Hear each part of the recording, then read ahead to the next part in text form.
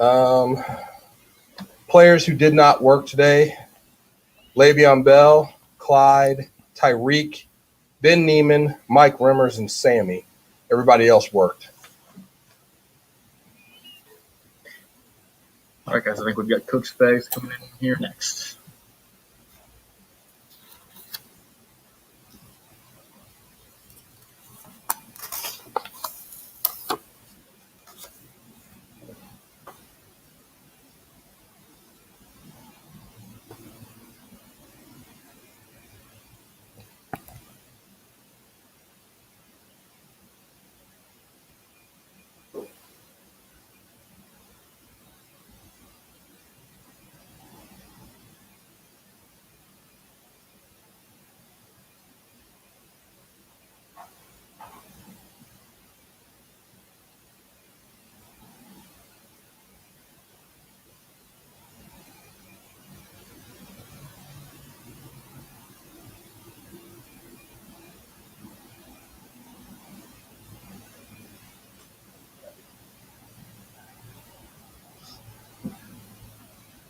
Hey, Coach, we can hear you. We're here. We're ready when you are. Okay, good.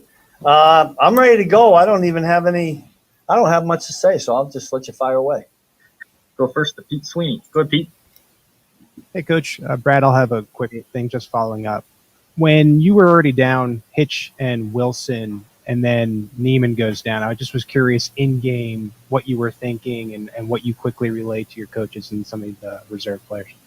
Yeah, it was a little hectic there, but I'll tell you what, Matt and Britt Reed do a good job getting those guys prepared. We knew that could happen. It's funny, though. I give Darius Harris a lot of credit. He practiced all week long at Sam linebacker because we anticipated Ben being the Mike, and then all of a sudden he had to switch. But he's put a lot of time into things last year when he was on IR. Spent a lot of time learning. I thought he performed pretty well. From a check standpoint, he did a pretty good job with that, and that's what the Mike linebacker needs to do. So, yeah, was it a little hectic early? Yeah, we kind of settled in, and I thought he did a nice job. And then Willie, of course, gets a lot of attention being the high draft pick. Extended look. Was just curious your thoughts on his game. Yeah, no, same thing. What Willie does is he plays fast. Plays fast and he's physical, and that's what you want in your linebackers. There's still a learning curve here. I think that's true of anybody that plays that particular position in year one. And again, I go back to not having the off season and whatnot, but we're getting him caught up. He's certainly going to see a lot of football now, and that's a good thing for him. Go next to Matt Derrick. Go ahead, Matt. Hey, Coach. 2 questions for you. First one, you've worked now with Eric Bieniemy for a few years. I'm just curious, what is it with tis the season for coaching rumors and interviews and all of that? What is it about EB that you think would make a good head coach? Well, listen, first of all, I think a lot of that has to do with character. He's a character guy. He's worked for a great head coach. I mean, I think that has a lot to do with it. But, I'm not on that side of the ball much. I love it. EB as a person. I see him interact with the guys. I think he's terrific. So all the power to him. I wish him the best if that happens to him. Go next to Herbie Tiopi. Go ahead, Herbie. Hey, Coach, obviously you've seen Justin Herbert already, back in week 2. But as you look at the tape of him as he's progressed in this rookie season, what impresses you the most of what the Chargers have in him as a future quarterback? Yeah, Herbie, it's interesting because we go back and look at that first game, and you would think the first game was a little bit of a struggle, and all of a sudden he got better and better. But he came out of the blocks and played really well. I mean, he was impressive in week 2. He's still impressive now. I think he's legit, felt that way when we came out of the game, and he certainly has proven that to be true with all the touchdown passes. I know they got a tremendous amount of confidence in him. I think everybody says the same thing. He's a better athlete than I think people gave him credit for. I have nothing but great things to say about him. I think he's eventually going to be one of those real elite quarterbacks in this league. Go next to Harold Kuntz. Go ahead, Harold. Hey, Steve. Happy New Year to you. Yeah. Good. You look like you're dressed for it already. Yes. Yeah. Yes. I always do. I do my best on New Year's Eve. But my question to you is simply, you're going to have about 20 days off pretty much for the starters here. Do you feel that you can get the work you need to get in to improve on anything you need to improve defensively throughout practice with all the injuries and everything going on? Or you still want to kind of get those guys some game reps. How do you feel in that position? Yeah, we've talked a lot about that. We want to stay oiled up or stay ready. We certainly don't want to go backwards. We want to go forward. I think Coach Reed's done a great job putting a plan together. I think our guys embrace it. It's a lot of trust in our players, right, and what they do. And I think they've handled things to this point really well, and hopefully they continue that way. We've got 3 hands up left. We'll start with Darren Smith. Go ahead, Darren. Hey, Coach. Happy New Year's to you as well. 2 questions for you. One, as Harold said, you might, your players are going to be out for 20-some days, depending on who you decide to rest. Those players who have contract incentives, where they need to play certain snaps, things like that, does that go into play into whether or not you all play some of the players in week number in Sunday's game? And then I have a follow-up after that. Yeah, I'll be honest with you. It goes in. It doesn't nothing. That doesn't come into play at all. Whatever Coach Reed says, who's going to play, we go with it. But I haven't even thought about that at all, to be honest with you. Coach, we'll go back to Matt Derrick here. I think he had a follow-up for you. Go ahead, Matt. Okay. Hey, Coach, I was going to ask you about you yourself. You've been a head coach in this league before. Do you have any interest in being a head coach again? Certainly, yeah. I mean, look at the fire burns in me for that. I had that one opportunity. Things didn't work out. But, yeah, I mean, listen, I want to say this, but I'm really happy with the job I got. So I'm good there. But certainly would love that opportunity. Yeah, would embrace it. Go next to Matt McMullen. Go ahead, Matt. Hey, Coach. When you have a game like this where you can get guys out there who maybe aren't your starters, and you can evaluate them and see how they can do against live reps, how exciting is that for you as a coach and a talent evaluator? Especially in this year where we didn't really have any preseason. There are some guys that we just don't have a feel for in terms of being in the heat of the battle when it's real. So I think that'll be real exciting to see some of the guys execute under pressure, learn a game plan, execute a game plan. I think that's all important, and I think our guys that are going to play in this game, I think they realize that. I'm anxious to see them perform. Let's go next to Adam Teicher. Go ahead, Adam. Hey, Steve. Happy New Year. Wanted Adam. about, hey, I know you're trying to win on Sunday. I'm not questioning that, but certainly the games that will follow are bigger for the Chiefs. Is it kind of tough to serve both masters, if you will, try to win this game and yet do what you need to do to get prepared for the playoffs? There's a little bit of that. I mean, the preparation now for the playoffs is going to come down to who we're going to play, and we certainly don't know that right now, and there's so many scenarios. So it's kind of just focused on fundamentals right now. To me, more than anything, we just want to make sure we stayed oiled up, for lack of a better way to say it. I think guys got to go out when they practice, and we did it today. They got to strain a little bit. You certainly don't want to have that much time on your body, and then all of a sudden, 20 days from now, be going 100 miles an hour. That's not good. So I think our guys understand that. Coach Reed put together a good plan. So we're glad we got the situation we have, and again, anxious to see what some of these guys can do in this game. But you're right, Adam. We still want to win the football game, and we still want to perform well on defense. We really do. Appreciate that, Coach Spags. Okay. We'll see you soon. Thank you. All right, guys, we have Coach EB coming your way next.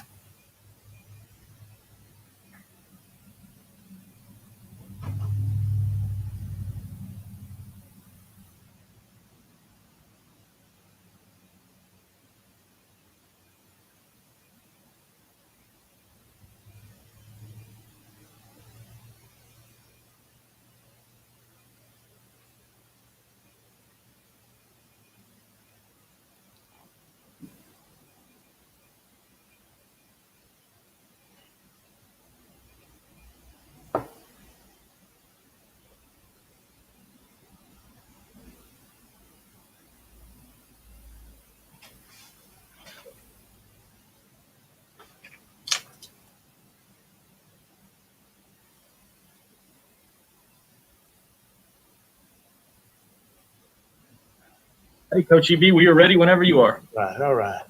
Good afternoon. Hopefully everybody's remained safe. Hopefully everyone's family has remained safe leading up to this New Year's Eve. And I know I won't see you guys until sometime next week. So happy New Year's to everyone here. And with that all said, I'm all ears. Go first to Matt McMullen. Go ahead, Matt. Hey, Coach, I asked Spags the same question. Just in a game like this where you can get some guys out there who maybe don't play as much, how exciting is that for you as a talent evaluator and a coach to see how they do? I'm very excited because first and foremost, as I talk to these guys each and every day, We're all interviewing for a job every single day. So what better opportunity to go out this weekend and make the most of the opportunity that's going to be presented. These guys get an opportunity to show what they can do. They've worked their tails off. We're excited about it, but also, too, they understand that we're going out here to win the game. Let's go next to Adam Teicher. Go ahead, Adam. Hey, Eric, Happy New Year to you as well. Along those lines, are there any backups that might be playing on Sunday that you're particularly eager to get a look at, whether it's a young guy or not a young guy? You know what? I'm looking forward to watching all these guys play, because you never know when somebody's going to be called to the table to come up and have to play. So I just want to see these guys go out, perform under pressure, play hard and play fast, be accountable, and see also how they act in times of adversity, to see if they have that resiliency to bounce back, to make sure they can remain poised under pressure and still go out there and play a consistent game. Let's go next to Pete Sweeney. Go ahead, Pete. Hey, Coach, one of those skill position players expected to get a little bit more time is Byron Pringle. I know he went through the injury this year. How have you seen him grow throughout the year, and why is he such an asset to you guys? First and foremost, Pringle is a trustworthy individual. He works his tail off each and every day. We knew Pringle had a chance his first year, and unfortunately he got hurt, but he bounced back. He came back from injury, and he's just shown himself. Every time he has an opportunity, he's one of those guys that I was just talking about. Every time he has an opportunity, he shows you why he has value. He's always interviewing for a job. He's always working his tail off, and he does not take anything for granted. On top of that, he plays his tail off on special teams. So it's all about making sure, and I always talk to these guys about this, seek not to become a person of success, but a person of value. The more valuable you are, the more likely you are to obtain success. Let's go next to Sam McDowell. Go ahead, Sam. Eric, did you say you're interviewing for a job every single day? Every single day you're interviewing. Anytime you got an opportunity to put something on tape, you're interviewing for a job. I also wanted to ask you just about Patrick Mahomes, and this is pretty general, so I understand it might be difficult to answer with specifics, but third year in the league, obviously it seems like his regular season's over. What kind of year do you feel like he had? You know what? He would probably say it wasn't his best year, but I will say this. Just like when I talked to the guys early in the week, sometimes we have these highs and we have these lows. Sometimes we play our tails off, and that's great because as a coach, you always want to see your guys go out and be at their best. But a lot of times that don't always happen. So fast forward to this weekend, Atlanta comes out here, they plays their tail off. I mean, they got after it defensively, okay?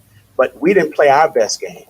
And one thing, just like we said, I told our coaching staff and I talked to our players, we can look ourselves in the mirror and also look each other in the eye and know that we didn't get the job done. But when it was all said and done with, when we needed to make something happen, the resiliency and the ability to persevere through an adverse situation, to come away and score and put us in position to win, says a lot about the character of the men that we have. So ideally, Pat would love for it to be a better year. But on top of that, I'm not going to exchange Pat for anyone because of the way he shows and displays himself in those tough situations when we are down. He finds a way to make it happen. We go as he goes. Got time for a couple more. We'll go Aaron Ladd and then Matt Derrick. Go ahead, Aaron. EB, kind of in the vein of where you were going there now, with not playing your best game the last time out and sitting the starters this week and then a bye week on top of that, do you worry that, as Spags would say, you're not oiled up when it's time to go in the playoffs? Well, the thing about it, we got a bunch of veterans on our team, so I expect our guys to be ready. I expect them to utilize this time to mentally and physically get themselves back to where they need to be, because we understand the push that it's going to have to take for us to be at our best. So, yeah, we may be a little rusty, but that's just about it. We'll dust the rust off. We're just going to rely upon our fundamentals, get back to the little things that we need to do to continue to help us to continue chasing that dream, and that's to win the Super Bowl, boys. And we'll go last to Matt Derrick. Go ahead, Matt. Hey, Coach, I know you are tired of getting people asking you about head coaching jobs, so I want to ask you a different question. I want to ask you about some of the guys you work with, because, Spags has said he'd like to be a head coach again. I'm wondering what you see from working with him the last couple of years that would make him a good head coach, and also some of the guys that work for you. What kind of guys do you see underneath you that would make good candidates for promotions? You know what? We got a great staff. I mean, I've known Coach Spags since 1999 when I think he was a quality control coach when I was playing in Philly. So the thing he's always been an attention to detail type of individual. He has that energy. He works hard at it. So obviously, I want to see all of our guys have success.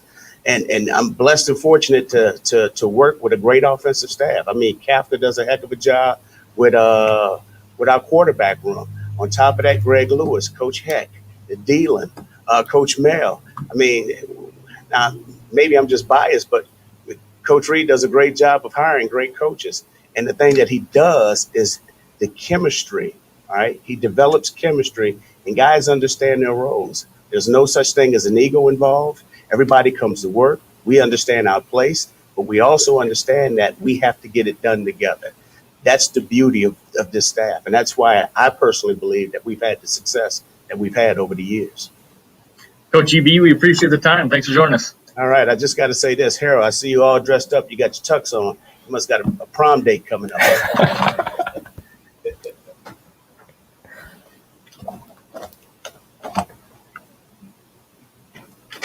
You guys take care.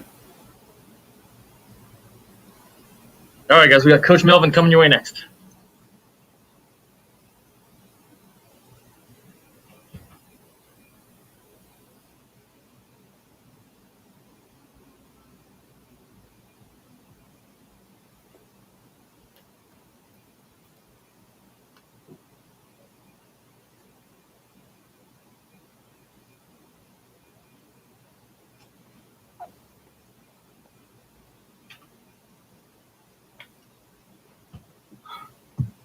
All right, Coach, you ready for us? Fire away, man.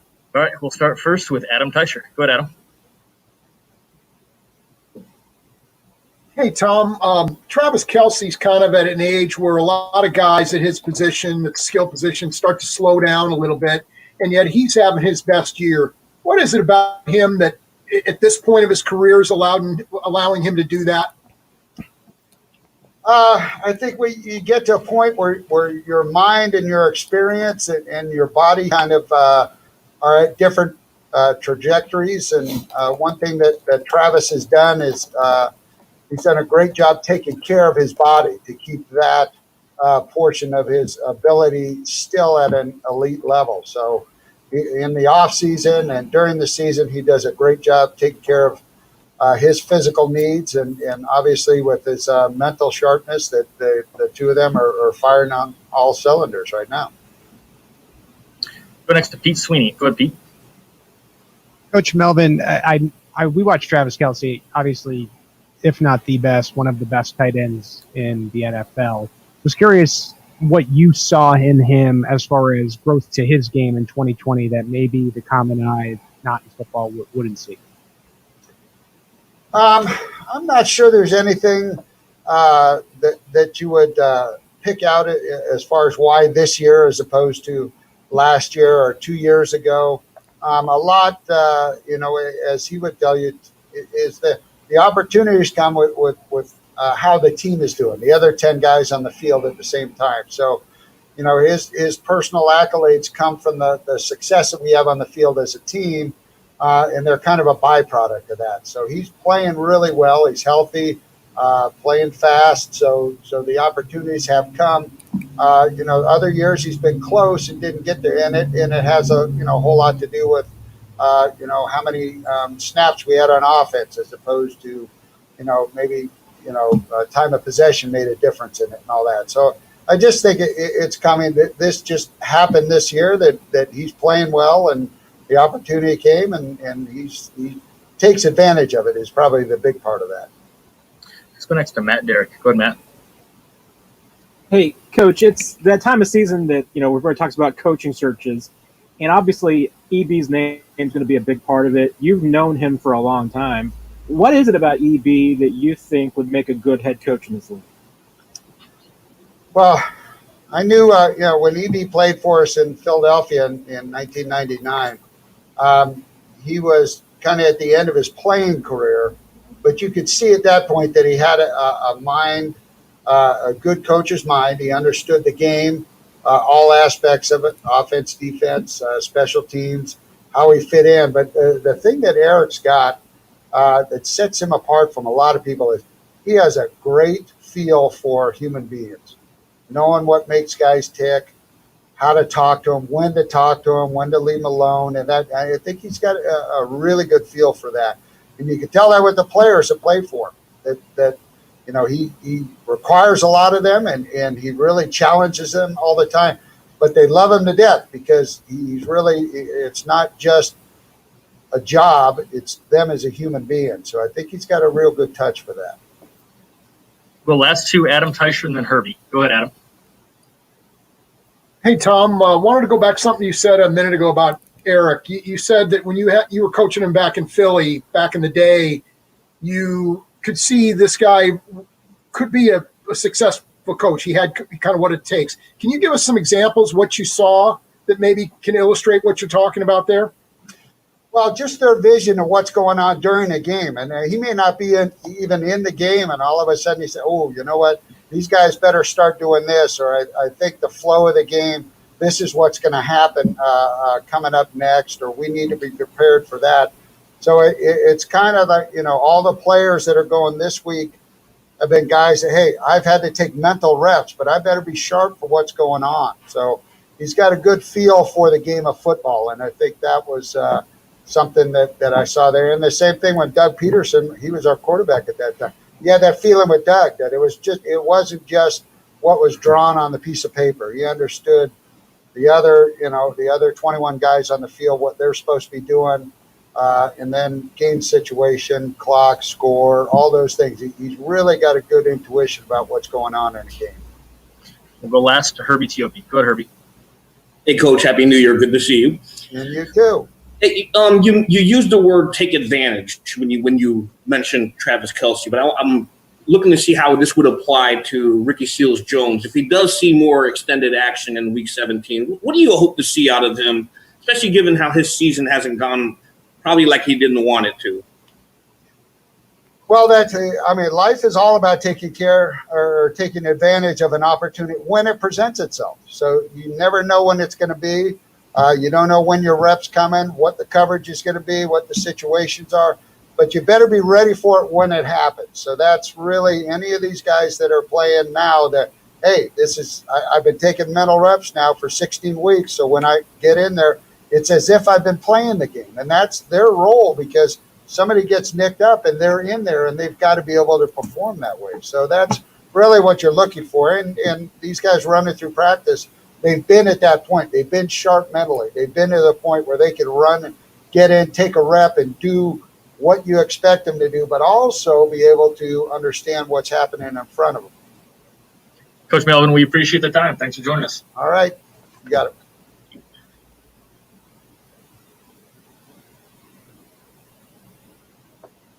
All right, guys, we got Coach McCullough coming your way next.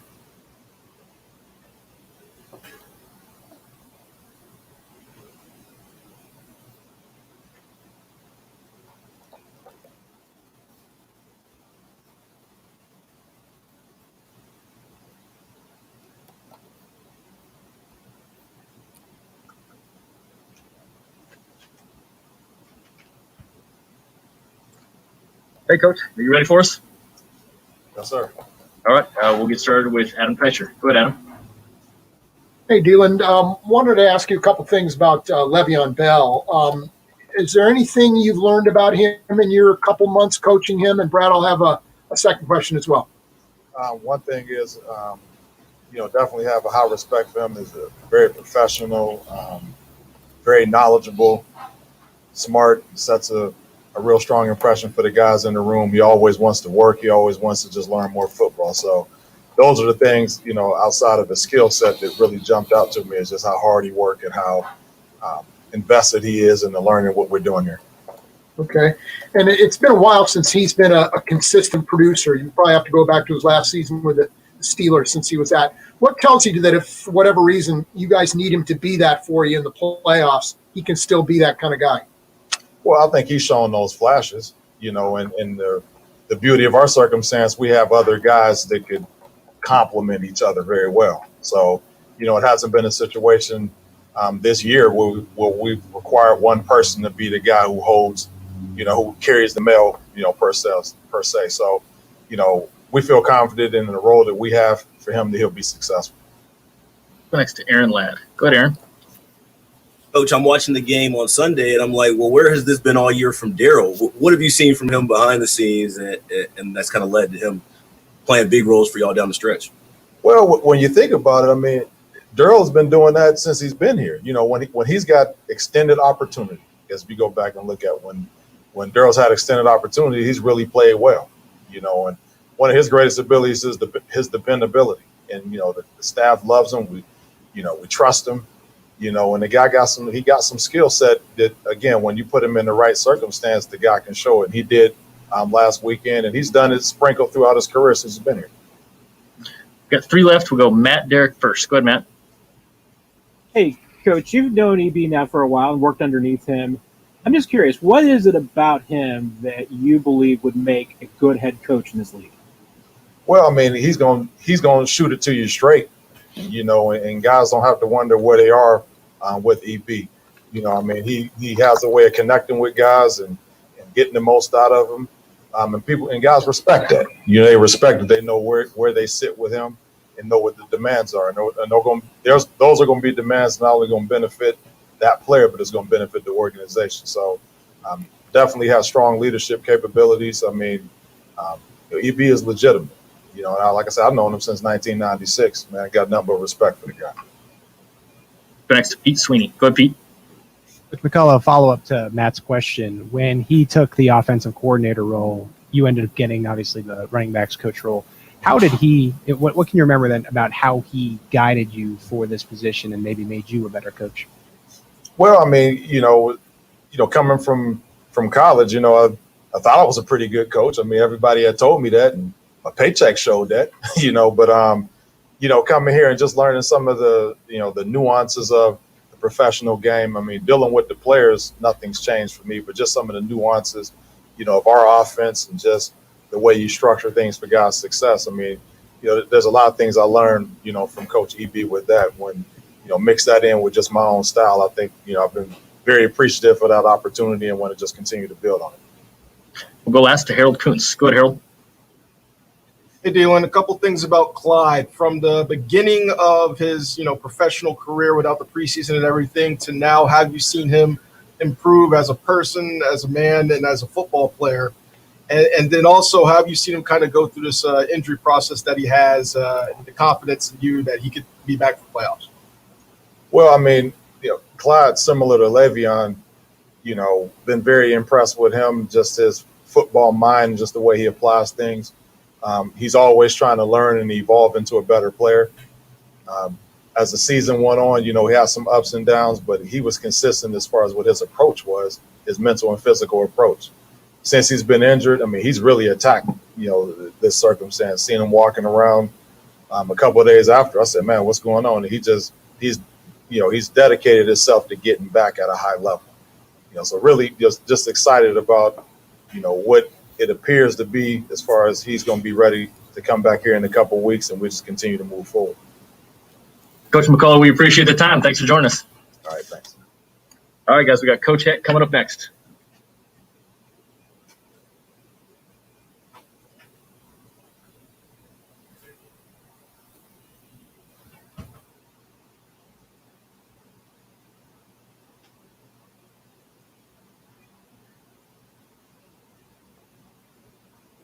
Hey, Coach, are you ready for us? I am. Is the camera all right? Camera looks good. You were good. Yep. Good. We'll start first with Matt Derrick. Go ahead, Matt.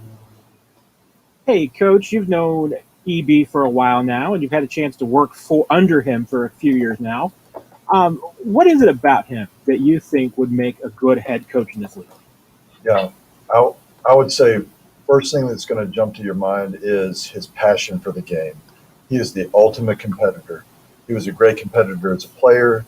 He is a great competitor as a coach, and that's in his nature. That's in his bones, and it is as plain as day to everybody who's around him. And so that's infectious to guys. I'd say that's number one. Next to Herbie Teope. Go ahead, Herbie. Hey, Coach, Happy New Year to you. Happy New Year. You've had a lot of moving pieces along the offensive line here in the past month or so, and then I'm curious, like, how beneficial to you is this bye week, the first round bye, going to be for you to get these guys healthy and ready for the postseason? Yeah, I think it'll be great. It'll be great for our team. It'll be great for all those individual guys that are able to get some rest, just to be that much healthier. And then, you know, in the meantime, it's a great opportunity for us to get some guys some much needed work.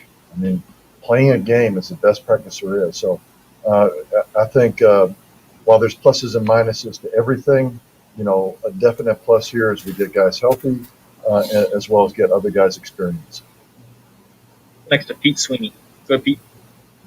Coach Heck, as Herbie mentioned, you guys had a lot of movement around the offensive line, but we really haven't seen a ton of Martinez Rankin. I was just curious, is it just still recovering from that injury? What has maybe held him back out of the lineup? It's probably been a product of a couple of things. Yeah, he's had to work his way back in there, which he's been doing a nice job of. Love Rank, you know, we got a chance to see him some last year as a player. We're very excited about him as a player. He's been working his tail off. And then, you know, we've had guys that have been stepping in and doing a nice job. We've been having some success. And so, you know, we didn't want to force anything, you know, when there wasn't a need to. But it's good to have Rank out there working this week. And, you know, I'm looking forward to seeing what he can do. We'll go last to Adam Teicher. Go ahead, Adam. Hey, Andy, wanted to ask you about Mike Remmers. Obviously, you knew of him because he's been in the league for a while, but never had a chance to work with him on a daily basis like you have this year. Did you learn anything about him? Is there things about him maybe as a player or as a guy that you didn't know until you were around him every day? Well, as you mentioned, I knew of him by reputation. I had seen him on tape, right? He's been a number of places, but he's played a lot of football at a lot of different positions. I've evaluated him as a free agent. And, you know, having a chance to be around some of his coaches, you know, over the years, hey, this guy, he's great. He's a good leader, this and that. I would say if there was something I learned, so, you know, I kind of expected, sight unseen, a veteran guy, good ability, versatile, can play multiple positions, and a great locker room guy. That's what I expected. He's exceeded those expectations for me, certainly for this organization. He's shown that same versatility. He's shown the same productivity, as well as being a world-class guy, professional. He's tremendous. And, like I say, that's kind of what I thought we'd be getting. He's been that and more. Coach Heck, we appreciate the time. Thanks for joining us. Thank you. All right, guys, we got Coach Lewis coming your way next.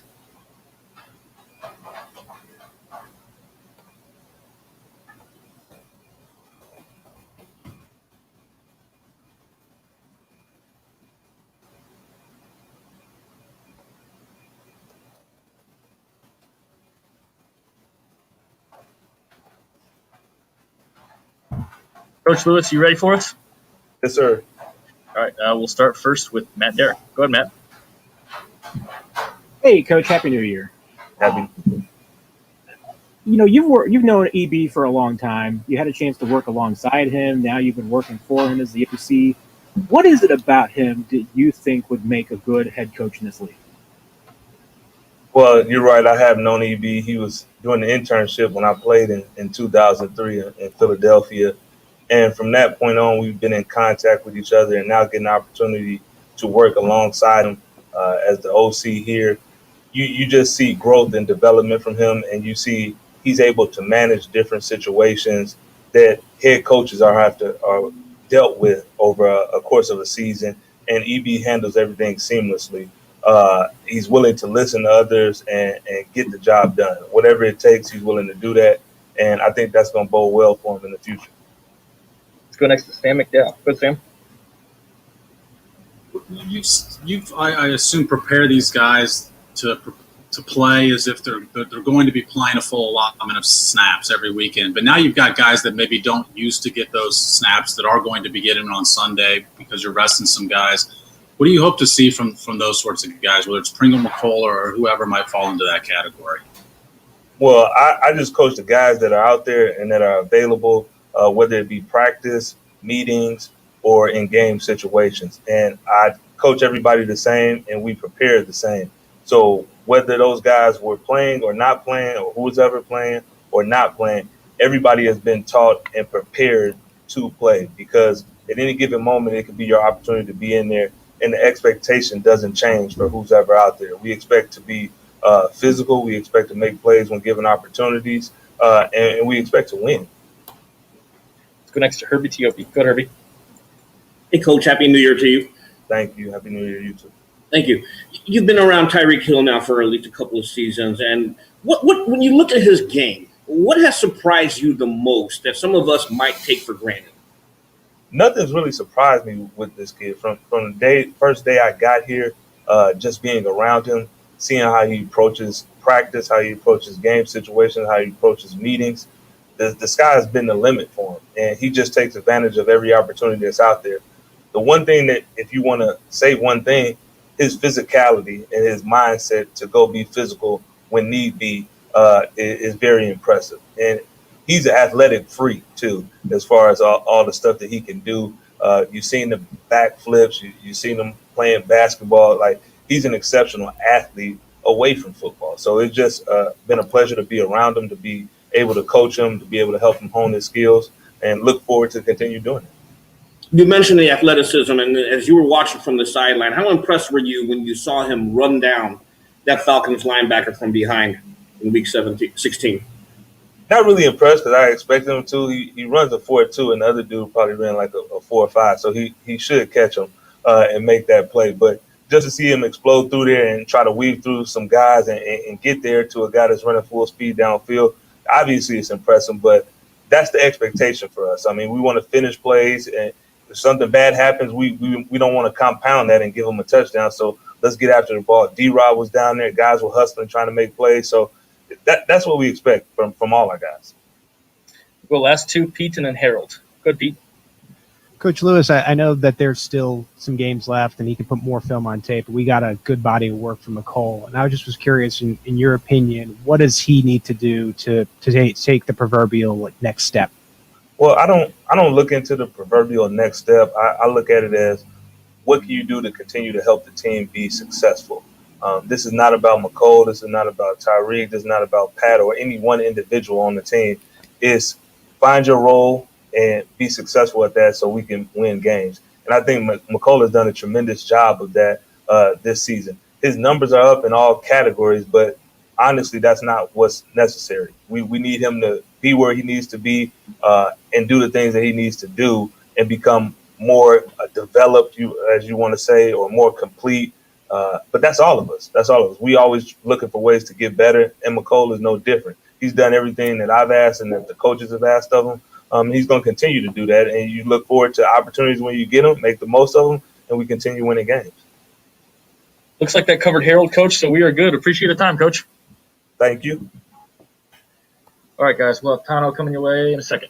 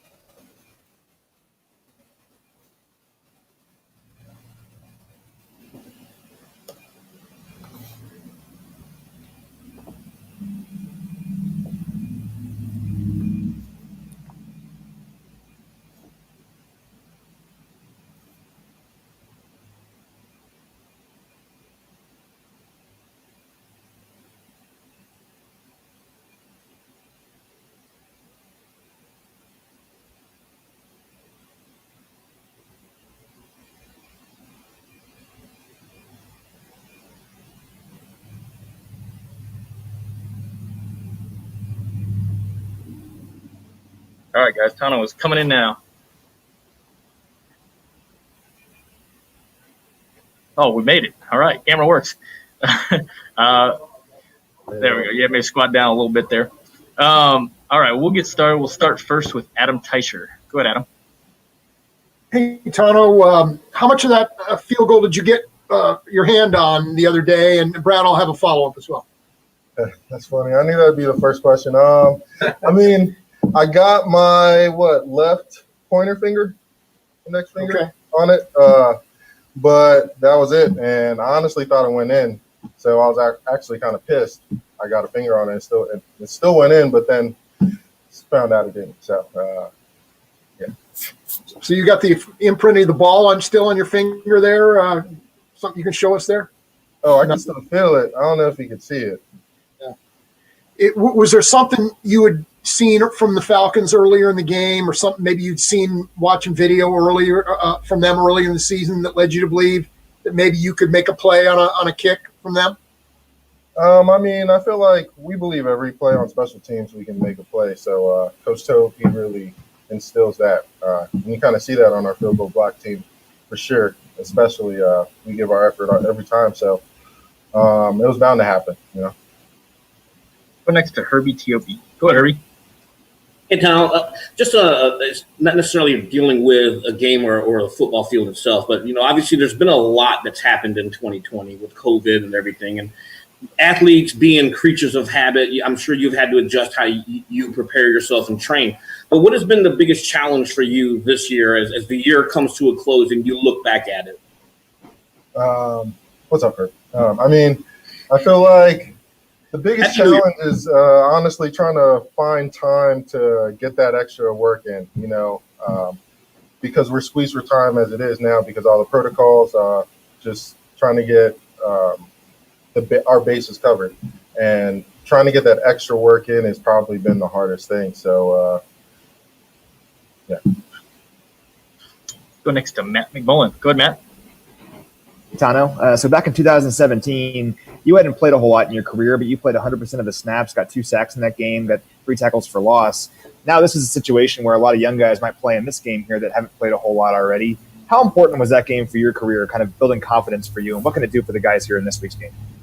Yeah, this game is definitely a good way to boost confidence, and that's if you do well. That's if you do exactly what we practice during the week, and our rookies and our young guys have been taking this seriously, and it's good to see, and can't wait for the game.